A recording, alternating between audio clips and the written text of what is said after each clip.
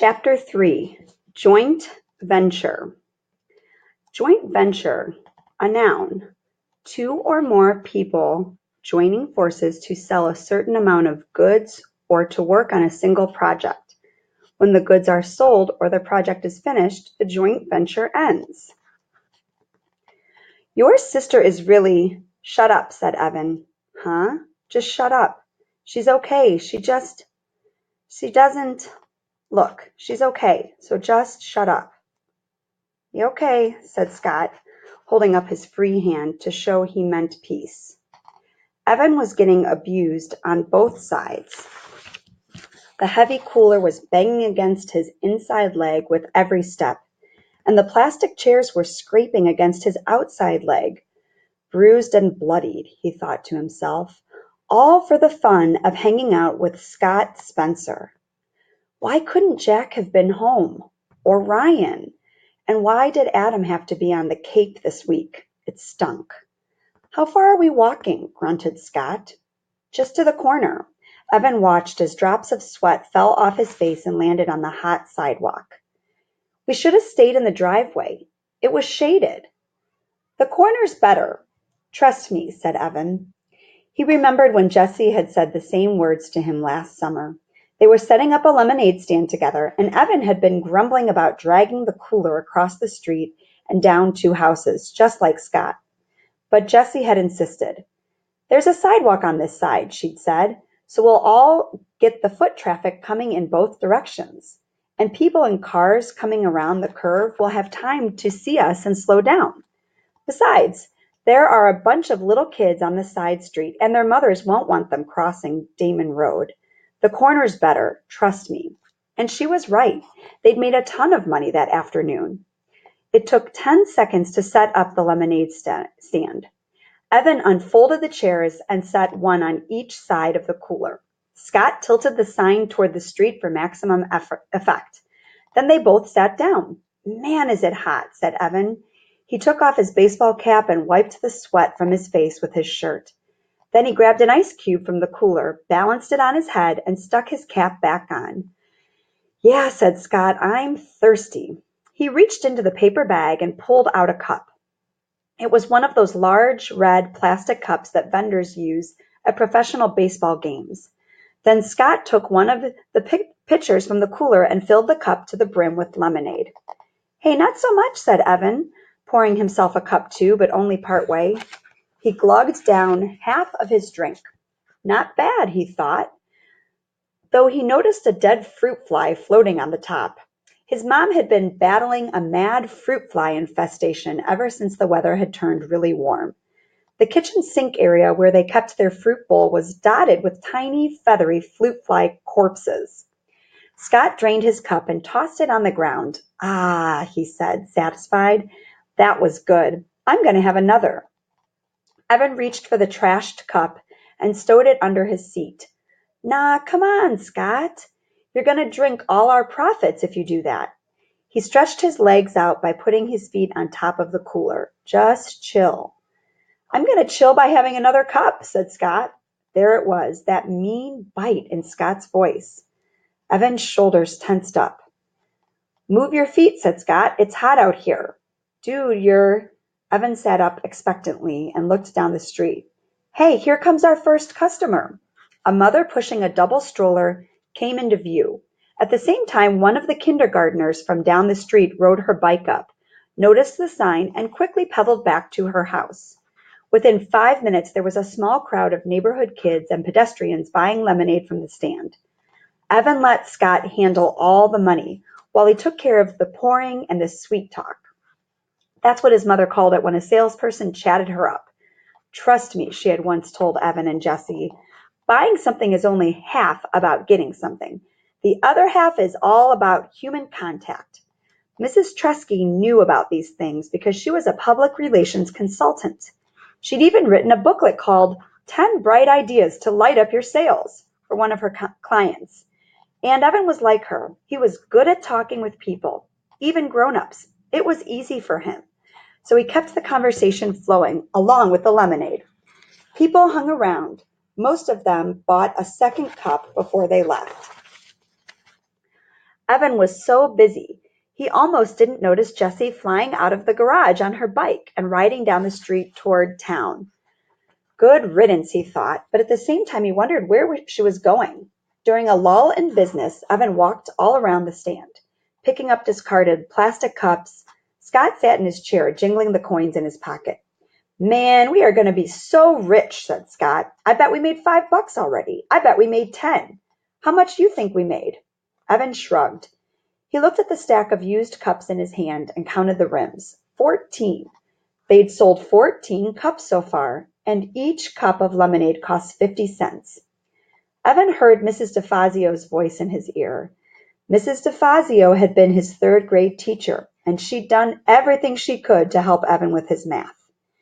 If 1 cup of lemonade sells for 50 cents, and you sell 14 cups of lemonade, how much money have you made? Word problems. Oh, Evan hated word problems. And this one was impossible anyway. He was pretty sure the right equation was 14 times 50 equals. But how was he supposed to solve that? That was double-digit multiplication. There was no way he could do a problem like that. And besides, some of those 14 people had bought refills but used the same cup. How many? Evan didn't know. Still, he knew they'd made a pretty good amount of money. That estimate was close enough for him. How much do you think we could make if we sold it all? Asked Scott. I don't know, said Evan. Maybe $20. That sounded high, even to him. But Evan was an optimist. Do you really think? Both boys looked in the cooler. 3 pitchers were empty. They only had half a pitcher left. You were pouring the cups too full, said Scott. You should have poured less in each one. You're the one who brought the huge plastic cups. You could fit a gallon in one of those, said Evan. Besides, I wasn't going to be chintzy. They're paying a whole $1 for it. They deserve a full cup. And anyway, we can just go home and make more. My mom has cans of lemonade in the freezer. So go home and make more, said Scott. Oh, yes, Your Majesty, oh High Commander, Your Infiniteness. Why don't you go make it? Because I'm chillin', said Scott, leaning back in his chair with a stupid grin on his face. Evan knew he was just joking, but this was exactly why he didn't like Scott. He was always thinking of himself, always looking for some way to come out on top. If they were playing knockout, Scott always came up with a new rule that helped him win. If they were doing an assignment together, Scott always figured out how to divide it so he had less work to do. The kid was a weasel, no two ways about it. But everyone else was out of town. Evan didn't want to spend the day alone, and Jessie was on his poop list, as Mom called it, when the dog did something he wasn't supposed to do. Evan might never play with Jessie again. Evan crossed the street and went into the house. He was surprised to find that there were no more cans of lemonade in the freezer. Wow, there had been so many this morning. Luckily, there was a can of grape juice in the freezer and a bottle of ginger ale in the fridge. It'll work, he thought. People just want a cold drink. They don't care if it's lemonade. He mixed up the grape juice at the sink. The fruit flies were more out of control than ever, thanks to the lemonade the boys had dribbled on the countertop. Evan swatted a couple, but most of them drifted out of his reach and settled on the fruit bowl. He wished his mother believed in chemical warfare. But for Mrs. Tresky, it was all natural or nothing. Usually nothing. When he went back outside to the lemonade stand, Evan noticed that the last pitcher was turned upside down on the cooler. Oh, come on, Scott, he said. What? It was hot, and you said we could always make more. Yeah, well, we didn't have as much in the house as I thought. I've got grape juice and ginger ale. I hate ginger ale, Scott said. I wouldn't give you a penny for it. It turned out that a lot of people felt the same way. Business was definitely slower. The day got hotter. The sun beat down on them so ferociously that it was easy to imagine the sidewalk cracking open and swallowing them whole. Fanning himself, Evan asked, How much money do you really think we could make? I don't know, said Scott, pushing his baseball cap down over his eyes.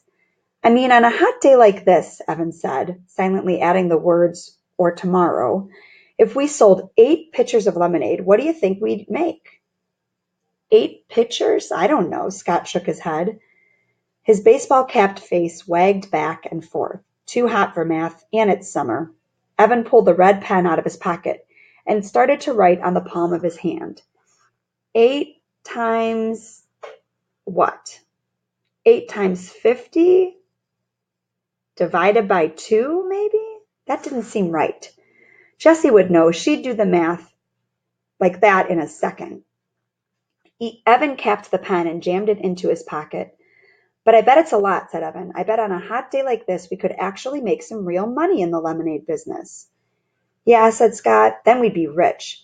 And I'd get an Xbox, the new one, with the dual controls. I'd get an iPod, said Evan. He'd been saving for one for over a year. But every time he had some money put away, well, it just disappeared. Like the $10 from Grandma. She'd even written in her card, here's a little something to help you get that music thing you want. But the money was gone. He'd treated Paul and Ryan to slices of pizza at Townhouse. It had been fun. That would be so great. To listen to music whenever I want, said Evan. I could tune you out, he added in his own head. They sat in silence, feeling the heat suck away every bit of their energy. Evan was hatching a plan. The heat wave was supposed to last at least 5 days. If he and a friend, not Scott, set up a lemonade stand every day for 5 days, he'd definitely have enough to buy an iPod. He imagined himself wearing it as he walked to school, wearing it on the playground. Hey, Megan, yeah, it's my iPod. Sweet, huh? Wearing it in class when the teacher droned on about fractions and percents? Nah, but it would be so cool. At least there would be one thing that didn't totally stink about going back to school. After 2 hours, they decided to call it quits. Sales had dropped off fast and then stopped altogether. Hey, did you notice something? Asked Evan, stacking the chairs. What? Said Scott. When we started the stand, most of our business came from that direction. He pointed down the street toward the curve in the road. But after an hour, not one person who walked past us from that direction bought a cup. Not one. They all said, no thanks, and kept on walking. Why do you think? Don't know, said Scott. Boy, you're a real go-getter, said Evan. You know that? Scott socked him in the chest, but Evan defended and knocked Scott's cap off. While Scott was scrambling for his hat, Evan said, just hang here for a minute, okay? And set off down the street. As soon as he rounded the curve, he knew why business had fallen off so badly. There was Jessie and Megan Moriarty from his class. They were standing inside a wooden booth, and their sign said it all. Lemonade, frosty, thirst-quenching, delicious. Wow, only 50 cents per cup. By the looks of it, their business was booming. Evan watched as Jessie accepted a fistful of dollar bills from a mother surrounded by kids. At that moment, Jessie looked up and saw him. Evan had a weird feeling like he'd been caught cheating on a test. He wanted to run and hide somewhere. Instead, he froze. What would Jessie do? Evan couldn't believe it. She sneered at him. She cocked her head to the side and gave him this little I'm so much better than you smile. And then she waved the money in her hand at him. She waved it as if to say, look how much we've made selling lemonade. Bet you can't beat that. Evan turned on his heel and walked away. Behind him, he could hear Megan Moriarty laughing at him clear as a bell.